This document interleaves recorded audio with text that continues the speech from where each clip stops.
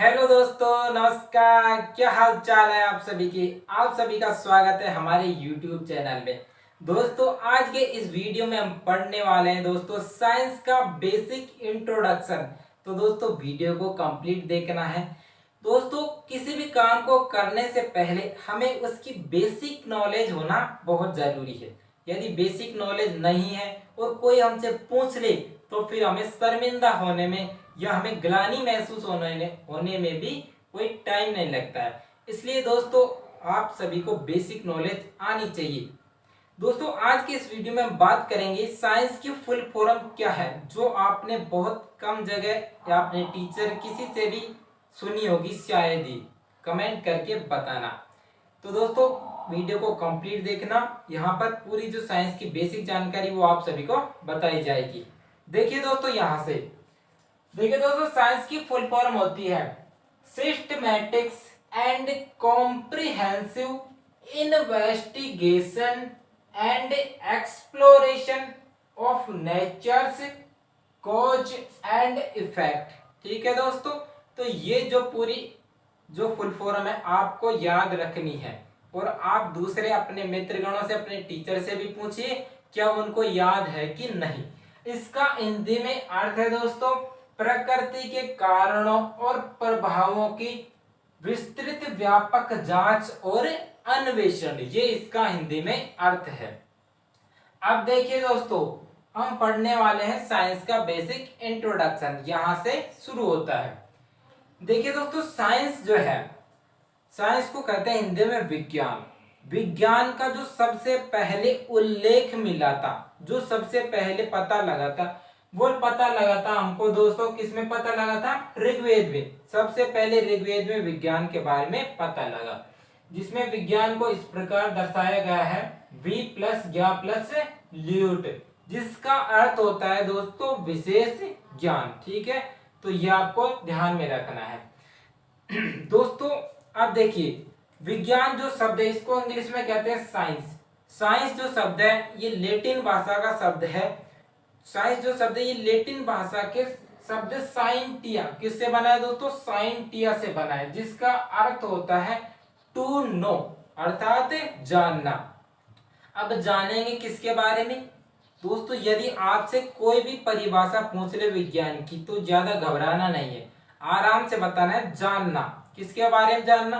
पेड़ पौधों के बारे में जानना, जीव जंतुओं के बारे में जानना, विभिन्न प्रकार के रसायनों के बारे में जानना, उपकरणों के बारे में जानना, विभिन्न प्रकार की जो मशीनें उनके बारे में जानना, वो कैसे कार्य करती हैं, विभिन्न प्रकार की जो प्रकृति में होने वाले घटनाएं हैं उनका पता लगाना कि वो घटनाएं क्यों हुई हैं, क्या कारण है, क्या विज्ञान का कोई उनके पीछे लॉजिक है होने का। तो इन सभी की सच्चाई का पता लगाना, इन सभी के बारे में जानना ही क्या है दोस्तों? विज्ञान है। विज्ञान की एक कॉमन सी डेफिनेशन आपने सबने सुनी होगी कि द्रव्य और ऊर्जा का सुव्यवस्थित और क्रमबद्ध अध्ययन क्या कहलाता है दोस्तों? विज्ञान कहलाता है।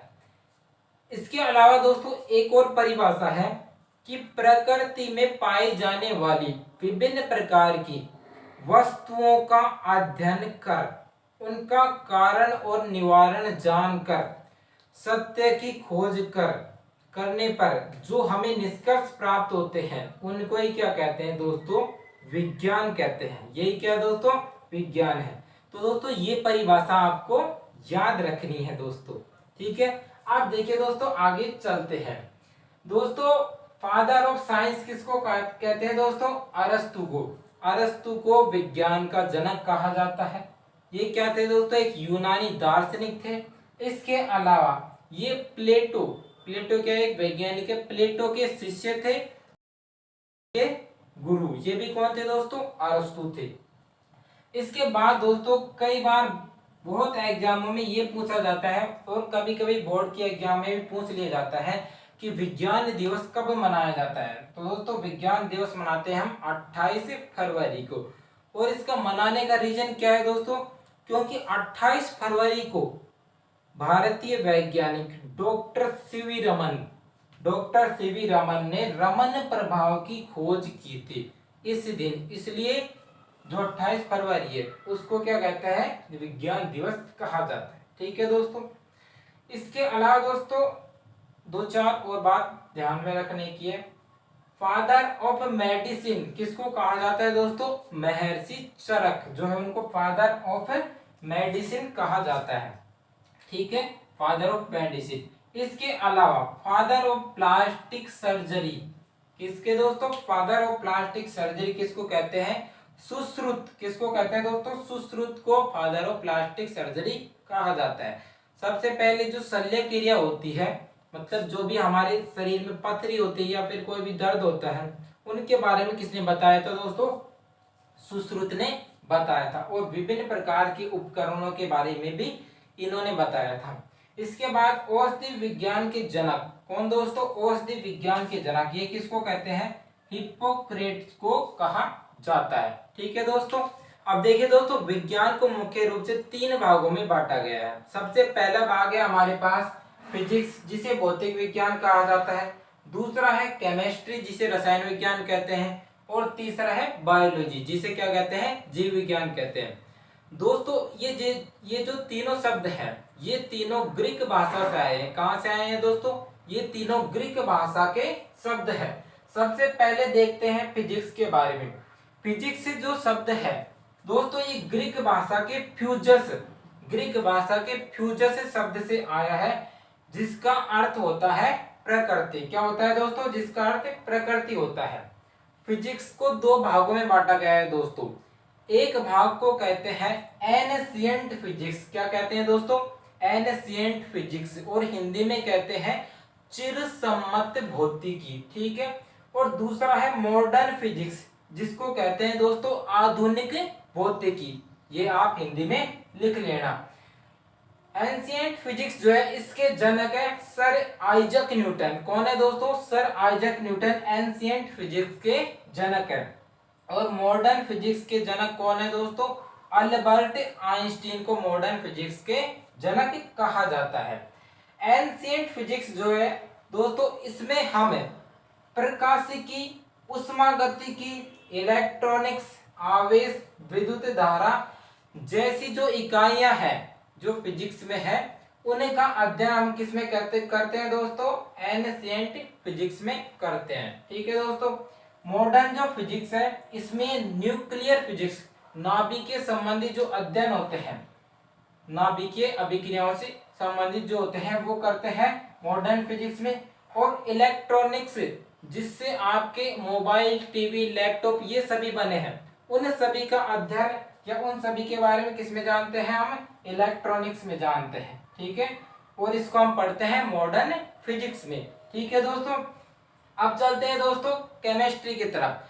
केमिस्ट्री को कहते हैं रसायन विज्ञान। ठीक है, और जो केमिस्ट्री शब्द है ये ग्रीक भाषा के कीमिया शब्द से आया है। किससे आया है, ग्रीक भाषा के कीमिया शब्द से आया है, जिसका अर्थ होता है दोस्तों काला पदार्थ। ठीक है, केमिस्ट्री जो है इसके जनक कहा जाता है किसे, लेवोइसियर।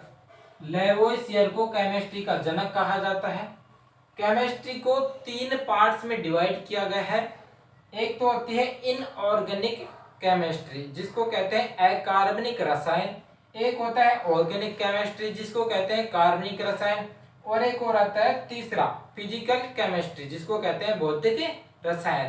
तो इनमें अलग अलग जो केमिस्ट्री से संबंधित है उनका अध्ययन किया जाता है। ठीक है दोस्तों, मैं समझता हूँ कि आप सबको यहाँ तक समझ में आ रहा होगा। दोस्तों आप देखो तीसरा हमारे पास बायोलॉजी, जो कि क्या है, एक मेरा फेवरेट सब्जेक्ट है। आपका भी फेवरेट सब्जेक्ट हो तो कमेंट में जरूर बताएं। देखिए दोस्तों बायोलॉजी जो है इसको कहते हैं जीव विज्ञान। ठीक है, बायोलॉजी के जो जनक है उनको कहते हैं अरस्तु। कौन है दोस्तों, बायोलॉजी के जनक है अरस्तु। बायोलॉजी जो शब्द है बेटा इसको दिया था 2 वैज्ञानिकों ने, एक तो था लेमार्क और एक थे ट्रेविरेनस। लेमार्क और ट्रेविरेनस ने बायोलॉजी शब्द को दिया था।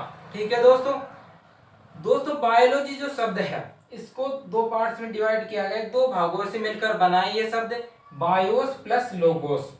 बायोस का अर्थ होता है सजीव और लोगोस का अर्थ होता है अध्ययन, अर्थात सजीवों का अध्ययन करना ही क्या कहलाता है दोस्तों, जीव विज्ञान कहलाता है।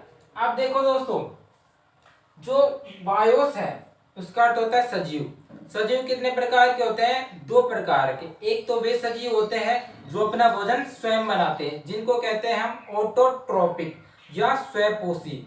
इनमें क्या होता है दोस्तों, प्रकाश संश्लेषण की क्षमता होती है, इनमें स्वयं में भोजन बनाने की कैपेसिटी होती है, इसलिए इनको कहते हैं ऑटोट्रोपिक या स्वयंपोषी। और वे जीव जो अपना भोजन स्वयं नहीं बनाते, दूसरे जीवों पर भोजन के लिए निर्भर रहते हैं, उनको कहते हैं क्या, विषमपोषी कहा जाता है। ठीक है। अब स्वयंपोषी जो जीव है उसमें कौन आते हैं, पेड़ पौधे। केवल पेड़ पौधे ही अपना भोजन बनाते हैं, इसलिए उनको कहते हैं स्वयंपोषी। पेड़ पौधों का अध्ययन जीव विज्ञान की जिस शाखा के अंदर किया जाता है उसको कहा जाता है बॉटनी। क्या कहा जाता है दोस्तों, बॉटनी कहा जाता है। हिंदी में कहते हैं वनस्पति विज्ञान। जीव विज्ञान की वह शाखा जिसमें पेड़ पौधों से संबंधित अध्ययन किया जाता है, बॉटनी कहते हैं।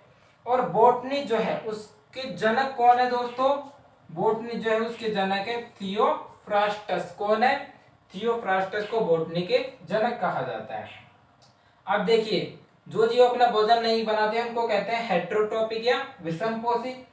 विषमपोषी कौन होते हैं, विषमपोषी में कौन से जीव आते हैं, जीव जंतु, जितने भी प्रकार के जीव जंतु हैं वो आते हैं हेटेरोट्रोपिक में या, ठीक है, विषमपोषी में आते हैं। तो जीव जंतुओं का अध्ययन जीव विज्ञान के जिस शाखा के अंदर करते हैं उसको क्या कहते हैं दोस्तों, जूलॉजी या जंतु विज्ञान। ठीक है, जंतु विज्ञान में हम करते हैं जितने भी जीव जंतु हैं उनका अध्ययन करते हैं, उनकी संरचना, उनकी कार्य की, किस प्रकार उनकी बॉडी काम कर रही है, कौन कौन से अंग पाए जाते हैं, उन सभी का अध्ययन करते हैं जूलॉजी में। और जूलॉजी के जो जनक है वो कौन है दोस्तों, अरस्तु को जूलॉजी के जनक कहा जाता है। फादर ऑफ बायोलॉजी कौन है, ये भी कौन है, अरस्तु है। और फादर ऑफ जूलॉजी ये भी कौन है दोस्तों, अरस्तु है। दोस्तों अब बताइए, कमेंट करके जरूर बताना कि आपको वीडियो कैसा लगा। दोस्तों वीडियो अच्छा लगे तो यूट्यूब चैनल को सब्सक्राइब जरूर करना। थैंक यू दोस्तों।